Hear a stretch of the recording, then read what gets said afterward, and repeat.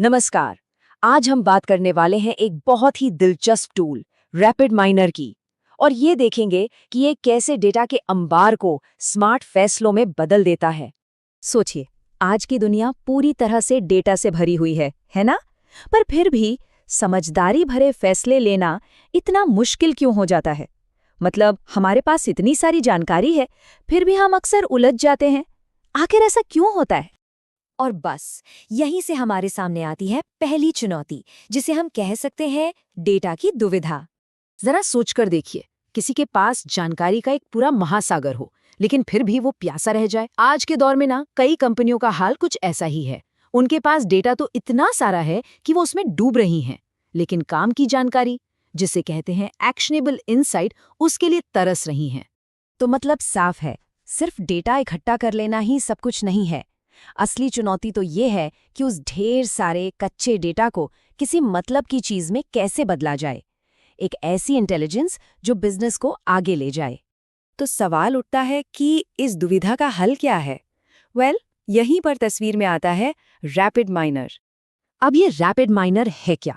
देखिए, आसान शब्दों में कहें तो ये एक पूरा डेटा साइंस और मशीन लर्निंग प्लेटफॉर्म है। मतलब एक ऐसी जगह जो डेटा को एनालाइज करने के पूरे सफर को शुरू से आखिर तक संभालती है। और इसकी सबसे खास बात पता है क्या है? ये एक पुल की तरह काम करता है। एक ऐसा पुल जो टेक्निकल और नॉन टेक्निकल दोनों तरह के लोगों को जोड़ता है। मतलब अब एडवांस्ड एनालिटिक्स का फायदा उठाने के लिए कोडिंग एक्सपर्ट होना जरूरी नहीं है। लेकिन सवाल ये है कि ये होता कैसे है? इसका जवाब रैपिड माइनर की सबसे बड़ी ताकत में छिपा है, और वो है बिना कोडिंग के एनालिटिक्स। देखिए, पहले क्या होता था? डेटा साइंस का मतलब था महीनों तक बैठकर मुश्किल कोड लिखना। लेकिन रैपिड माइनर का तरीका बिल्कुल अलग है। ये एक विजुअल वर्कफ्लो देता है। मतलब सब कुछ स्क्रीन पे दिखता है, बस ड्रैग और ड्रॉप करना होता है। इससे टीमों का काम बहुत तेजी से होता है और जानकारी तक पहुंचना आसान हो जाता है। तो इसमें काम होता कैसे है? बहुत आसान है। सबसे पहले डेटा को कनेक्ट करके तैयार किया जाता है। फिर एक विजुअल वर्कफ्लो बनाया जाता है।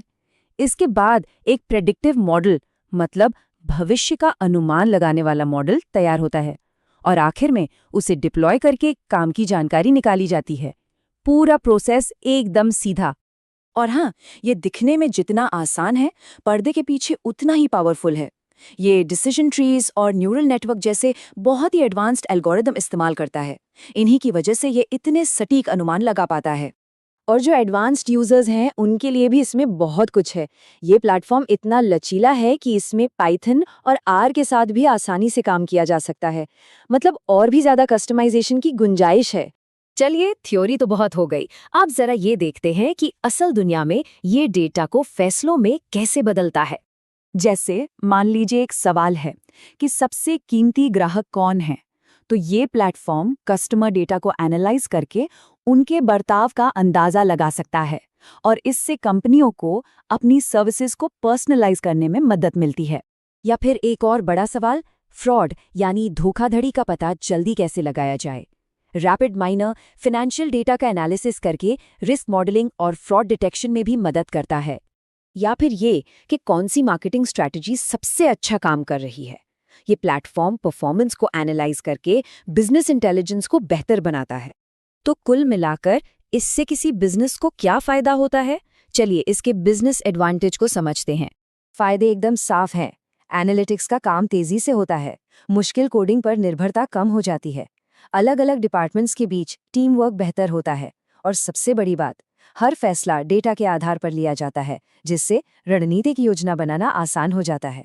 तो असल मुद्दा सिर्फ रॉ डेटा को इकट्ठा करना नहीं है, बल्कि उसे एक ऐसी स्ट्रेटेजिक संपत्ति में बदलना है जो किसी भी कंपनी के लिए एक बड़ा एडवांटेज बन जाए।